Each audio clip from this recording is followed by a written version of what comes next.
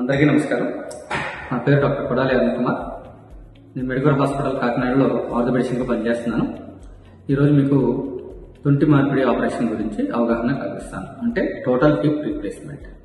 ఈ total hip replacement అనేది ఎవరికి చేస్తాం?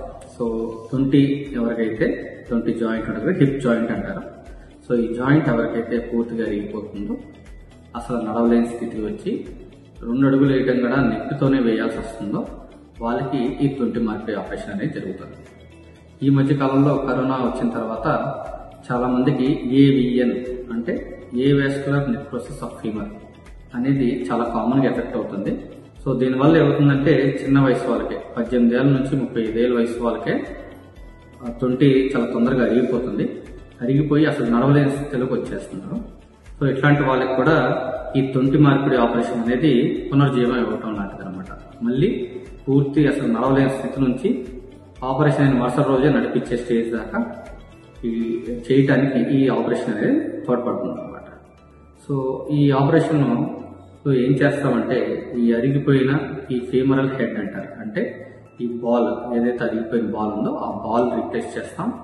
ఆ బాల్ ఒక కప్పులో ఆర్టికులేట్ అవుతుంది, అంటే జాయింట్ ఫామ్ చేస్తుంది.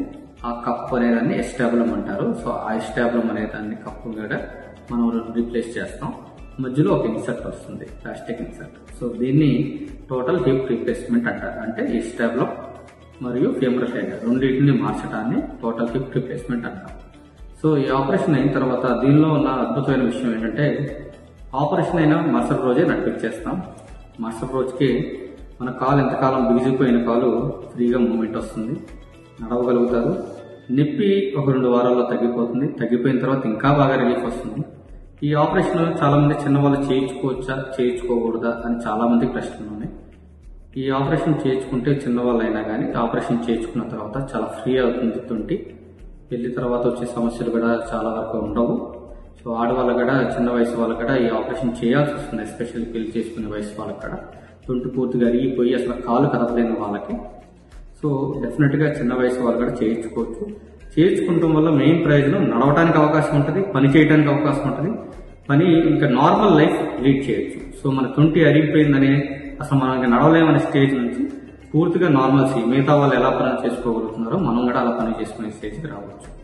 మోకాలు మార్పిడి ఆపరేషన్ కన్నా ఈ తుంటి మార్పిడి ఆపరేషన్ అనేది కొంచెం కాంప్లికేటెడ్ సర్జరీ ప్రొసీజర్ అయినా పేషెంట్ పరంగా ఆలోచిస్తే patient satisfaction rates total hip replacement తర్వాత ఎక్కువ ఉంటాయి. సో అంటే రిజల్ట్స్ చాలా బాగుంటాయి. పేషెంట్ కూడా చాలా ఫాస్ట్గా రికవర్ అయిపోతారు, మళ్ళీ నార్మల్సీకి వెళ్ళిపోతారు. సో ఈ ఆపరేషన్ మన మెడికల్ హాస్పిటల్స్లో మనం చాలా సక్సెస్ఫుల్గా ఈ ఆరోగ్యశ్రీలో ఈ హిప్ రీప్లేస్మెంట్ వచ్చిన కాడి నుంచి ఇంకా నెంబర్ ఆఫ్ కేసెస్ చాలా ఎక్కువ చేసాం. మనం దాదాపుగా 500 పైగా చేసాం. సో ఈ కేసెస్ చాలా సక్సెస్ఫుల్గా మనం చేసి చాలా మంది రికవర్ అయ్యి వాళ్ళ ద్వారా ఇంకా చాలా మంది పేషెంట్స్ మన దగ్గర చేయించుకున్నది కూడా ఉన్నారు.